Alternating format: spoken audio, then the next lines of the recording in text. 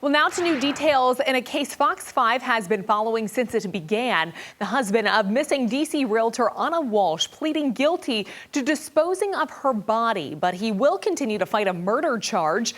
Jury selection began yesterday in Massachusetts in the murder trial against Brian Walshe. He did admit to lesser charges, including lying to police as well as getting rid of his wife's body, but he did not admit or plead guilty to killing her. Ana went missing in 2023. Her body was never found, still has never been, but investigators did find evidence with both his and her blood and DNA on it that they say Brian threw away. This case is the subject of one of our Fox local true crime documentaries. I walk viewers through that crime and the investigation in my special titled The Disappearance of Ana Walshe. An active search for a Massachusetts mom of 3 who mysteriously vanished after leaving for D.C. She hasn't been seen since New Year's Day. What happened at that house in Cohasset on New Year's, the morning of New Year's, we don't know. She was in every way, shape, or form this full of life human being. Right now it's a missing persons investigation, whether she just needed a little break or a timeout. We're just looking for her. When a phone has been shut off for a few days, it's concerning. Hairs were standing on the back of their neck when they first arrived at his house on January 4th. The husband of the Massachusetts woman missing since New Year's Day, now formally charged with her murder. He is probably the stupidest murderer who's ever walked the face of the planet Earth.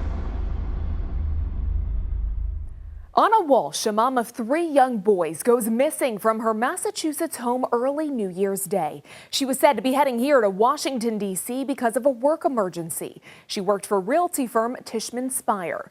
Now her husband is charged with her murder, even though her body has never been found. Tonight, we'll take you through Ana's life and what prosecutors say happened in those early morning hours. She was living the American dream. Immigrated from a war-torn country, came here, got a job, was working to support herself and her family. Ana Walshe grew up in Serbia before coming to the U.S. in 2005. Reports say she worked her way up in the hospitality industry in New York City, where she met her future husband, Brian Walshe. She's just so personable. She lights up a room. After New York, Ana also worked in Washington, D.C., Virginia, and Massachusetts. And while we know details of her professional career, little is known about her relationship with Brian. We spoke with reporter Bob Ward from Boston 25. That's one of the mysteries here, that their friends that are here in Massachusetts aren't really saying a whole lot to us and about their relationship. I uncovered a report in Washington that showed in 2014 that she complained to police that he threatened to kill her and a friend. Ana reported to D.C. police that her then boyfriend told her over the phone that he was going to kill her and her friends. There was a record of him threatening to kill her. And that is a huge red flag. That report doesn't name Brian Walshe, but states that her boyfriend was living in Massachusetts, where Brian was living at the time. Ana never cooperated with D.C. police, and the case was closed. A typical follow-up would be have to connect with the victim and get more information, and it appears that she did not want to follow through. Not unusual in domestic violence cases. More than a year later, Brian and Ana were engaged. Just months after that, they were married. And the year after the couple welcomed their first child, Ana posted to social media a photo of herself with a black eye. In the post, Ana said she had a mild concussion, a bruised hip, and a cut. She appeared to brush it off to friends in the comments, blaming a fall at work. The picture has never been linked back to any sort of domestic violence, and the couple would go on to have 2 more children. I mean, her kids were her whole world. Whenever she's with them, it's all about them. Despite living in Cohasset, Massachusetts, Ana began working in D.C. at Tishman Speyer last year. And I knew they were struggling because she's been far away for so long. I knew she, they had many fights about when are we finally gonna come to D.C.? When am I gonna be with my kids? That was her priority. It was employees at Tishman Speyer that first reported Ana missing on January 4th. My friend Jem called me and said, Ana's missing. And The first reaction is like, what are you talking about? Ana's missing. Peter says that friend Jem was at Ana and Brian's home New Year's Eve, ringing in the new year, just a short time before investigators would later say she was killed. Initial reports say a family member told police that she left at 4 a.m. on January 1st to catch a flight to D.C. for a work emergency. It's been reported that she was called to D.C. to handle some type of emergency at one of the properties that she manages. That's why she was attempting to go to D.C. early. She did have a flight booked for the 3rd, but she never got on that flight. She would not have left on New Year's Day for a work emergency, so I think I pretty immediately knew in my gut that that was not the case. And so it was just sort of this doesn't add up. According to investigators, Ana's cell phone was turned off on January 2nd. It's very difficult, as you know, nowadays not to leave an electronic footprint or some type of footprint, which are debit cards or your credit cards, and none of these things have been active since the first of the year. Ana is the kind of person to respond. Again, given the extent of what she's doing in the day, she might not respond right away, but she does respond. When a phone has been shut off for a few days, it's concerning. Police say Brian was cooperating in the early days of the investigation into Ana's disappearance. Whether, she just needed a little break or a timeout, we're just looking for her. A retired homicide detective who is not involved in the case says he thinks police knew all along. It's my belief that the police were onto him from the get-go. They made some startling observations of the car before they even knocked on the door. Brian first told investigators he hadn't seen his wife since New Year's Day, and in that time since, he had only left his home to get ice cream with his son. But as police continued to investigate, they obtained a search warrant for the family home, which led to Brian in handcuffs. Brian Walshe is sloppy. He's making errors at every turn. Brian was convicted of federal wire fraud charges in an unrelated case for selling fake Andy Warhol paintings and was awaiting sentencing. As part of his probation, he was wearing an ankle monitor. His story did not match up with that electronic evidence, his electronic footprint. And at that point, there has to be red flag, I'm sure. Do you think that may have played into effect when it came to the arrest for him misleading the investigation? Absolutely. Brian was charged with misleading police after investigators searched the home. For the first time since Ana's disappearance, the world saw Brian at his arraignment. The images showed him actually smiling or smirking, and that rubbed a lot of people the wrong way.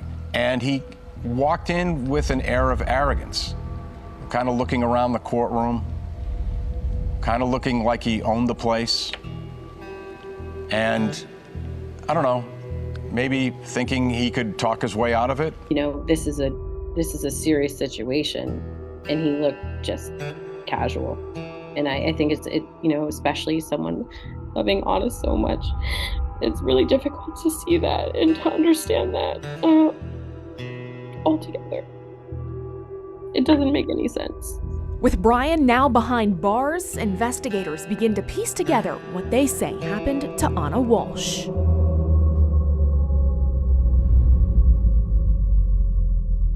Still ahead on this Fox 5 special, the evidence collected by investigators inside that home and the haunting details revealed inside the courtroom.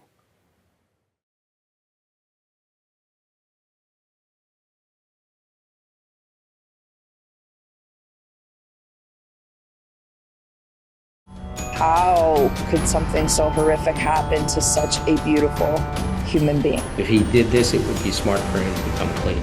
It is a absolutely crushing circumstantial case. You could hear a pin drop as the prosecutor went from Google search to Google search to Google search to Google search. Welcome back. Brian Walshe now behind bars for misleading police in the investigation into his wife's disappearance. Ana still has not been found a week after she went missing. During his arraignment for that charge, prosecutors reveal they found blood and a knife in the basement of the couple's home in Cohasset. Cohasset is a wealthy town on on the ocean. It's very well known. Nothing like this happens there. During that court appearance for the charge of misleading police, we learned that Brian lied about taking his son to get ice cream. Prosecutors say instead, surveillance images show he was buying hundreds of dollars worth of cleaning supplies at Home Depot. I believe he did clean up, but you can never clean up good enough. It is almost impossible to clean something well enough that forensic evidence would be actually taken care of. On the day of his arraignment, police were searching a dumpster in nearby Peabody, near Brian's mother's home. Investigators recovered 10 trash bags. Inside the trash bags, many of these items contained stains consistent with blood. Among the things they found were blood-soaked towels and rags, a hacksaw, Ana's COVID card, and a necklace and pair of boots similar to the ones Ana was last seen wearing. A week later, and nearly 2 weeks after Ana's disappearance, Brian was charged with killing her. So we believe that Brian Walshe dismembered Ana Walshe and discarded her body. A much different reaction from Brian at this arraignment. He was very quiet. It was very serious what was being revealed in that courtroom. As prosecutors laid out their case, evidence shows a slew of disturbing searches made on his son's iPad just hours after Ana was last seen alive. 5 a.m. on January 1st, he searched how long before a body starts to smell. At 4:58 a.m., how to stop a body from decomposing. At 5:20 a.m., he searched how to embalm a body. At 5:47 a.m., 10 ways to dispose of a dead body if you really need to. At 6:25 a.m. on the 1st, how long for someone to be missing to inherit. At 6:34 a.m. on the 1st, can you throw away body parts? At 9:29 a.m., what does formaldehyde do? At 9:34 a.m. on the 1st, how long does DNA last? At 9:59 a.m., can identification be made on partial remains? At 11:34 a.m., dismemberment and the best ways to dispose of a body. At 11:44, how to clean blood from wooden floor. At 11:56 on the 1st, luminol to detect blood. At 1:08, what happens when you put body parts in ammonia? At 1:21 p.m., is it better to throw crime scene clothes away or wash them? Those were on the January 1st. Prosecutors say Brian didn't stop there.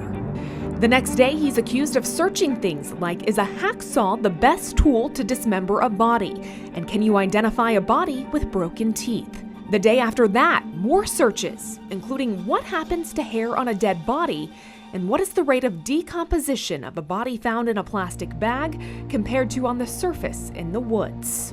He Googled how to dismember a 115-pound body, and his wife was 115 pounds. I have never seen a defendant do that many Google searches. Never.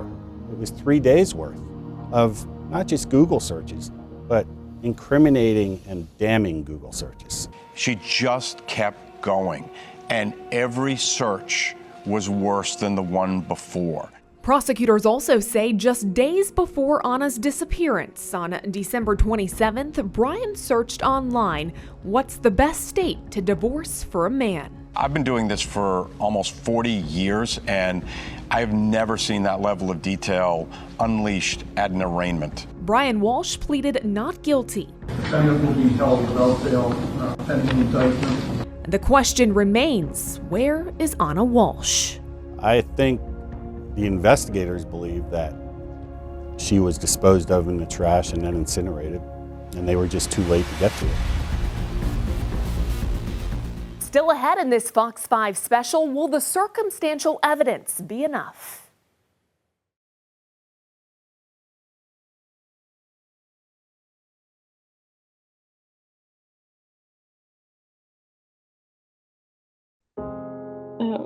She's such a bright light in the world, and it's not fair what happened.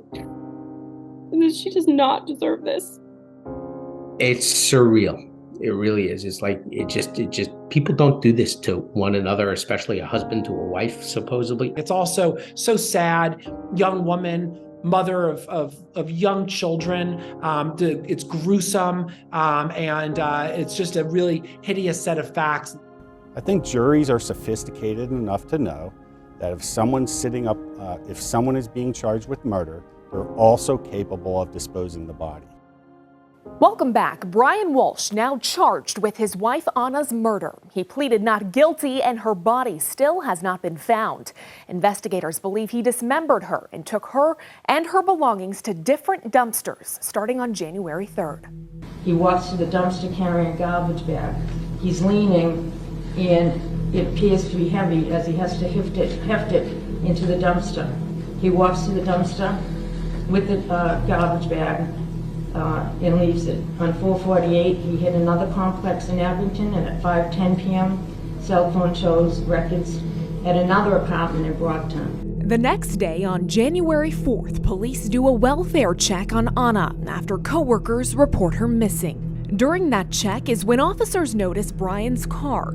Prosecutors say the seats were down inside of his Volvo and there was a plastic liner in the back of the car. Then on January 5th, prosecutors say cell phone data shows him traveling to his mother's home. The phone traveled to the complex where his mother lives at 9:30 a.m., went for about 5 minutes around the building to the southeast corner. In the southeast corner of that complex is where there is a dumpster. The dumpster was later secured and searched. While prosecutors were able to secure some of the items Brian allegedly disposed of, it was too late for others. These bags and what was in them were already picked up and taken to a location for shredding and to be incinerated. He is probably the stupidest murderer who's ever walked the face of the planet Earth. He has made every textbook mistake possible at every single turn. He is not given any thought to how to actually carry out the perfect murder. If there were a case study in how to commit the worst murder possible, he would be the poster boy for that. Without a body, is there still the likelihood of this moving forward, a case like this? I believe so, especially this case, yes. There are challenges, don't get me wrong. It's a hard case for the prosecution because they don't have a body. And while it's not an impediment to getting a conviction for murder without a body, they still haven't recovered a body in the case, and that presents some challenges for the prosecution. Duncan Levin is a former federal prosecutor. He says that even though a case without a body can be difficult, the state in this case has what it needs. Just the overwhelming amount of circumstantial evidence here, the cleaning supplies he bought, it was such a sloppily carried out murder that it's very overwhelming, and that's enough. That's all that the state needs to prove against him. Most criminal cases are made with circumstantial evidence. And it's not unusual for convictions to be had with solely using circumstantial evidence. So that's not I don't believe that's a hurdle as much as people believe it to be, especially with the abundance of circumstantial evidence in this case. That overwhelming circumstantial evidence is what Brian's defense team will need to overcome. The defense is going to seize upon the fact that there's no body. And without that, you can't convict for murder because you don't know that she didn't just run away. The problem for the defense is that there are so many different threads here that all point in the direction of Brian Walshe that it's going to be very difficult for them to individually attack them. If he did this, it would be smart for him to come clean and somehow, you know, for his kid's sake, fess up to it, right? Because essentially they've lost two parents. No matter what comes from this, they've lost both parents. Like, she always described him as her best friend, you know, that they were very close, like love at first sight. That was always what she said, that she trusted him, that, you know, anything he may have done wrong in the past, it was just bad choices. She was a good person. And it's sort of like knowing that now it's jarring, it's gut-wrenching, it's uncomfortable to even think that like someone who's appears so calm and collected could, you know, be capable of something you just don't expect. Lots of times we find abusers to be incredibly charming. I don't think that she ever thought she was in danger.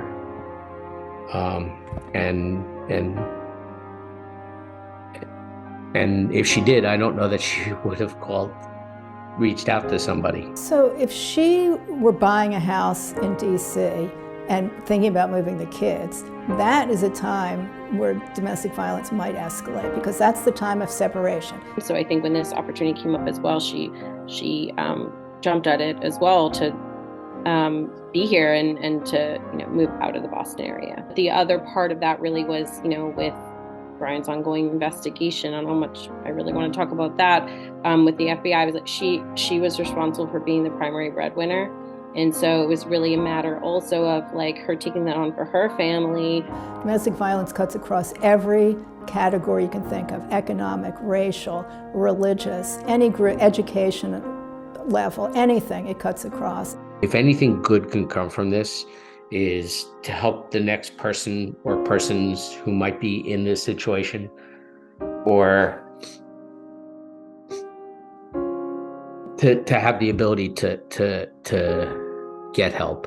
I think if more people start to realize that she, who, as you described, was successful and seemed good on the outside, can also be affected by domestic violence. And so don't look at yourself as, oh, I'm a strong, smart woman, how could this be happening to me?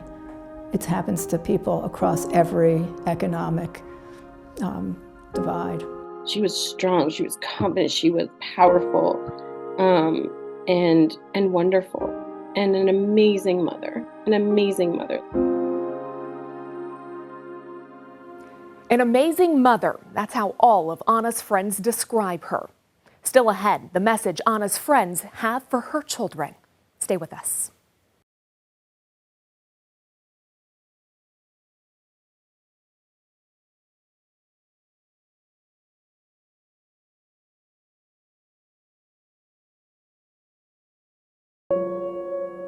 Just as a mom, she's just so attentive and loving, and fun, playful.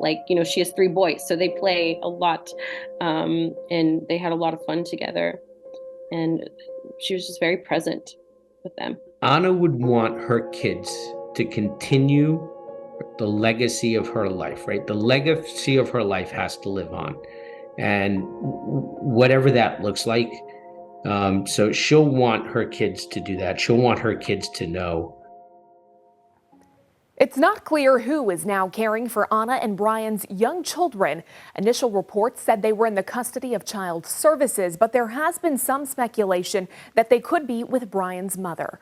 Ana's mother lives in Serbia. Her friends say she visited her mom in December.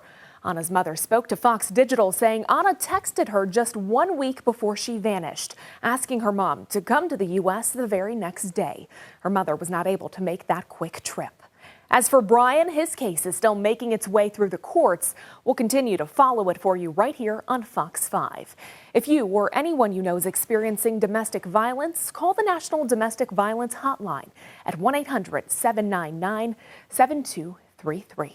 Thanks for joining us. I'm Jacqueline Matter.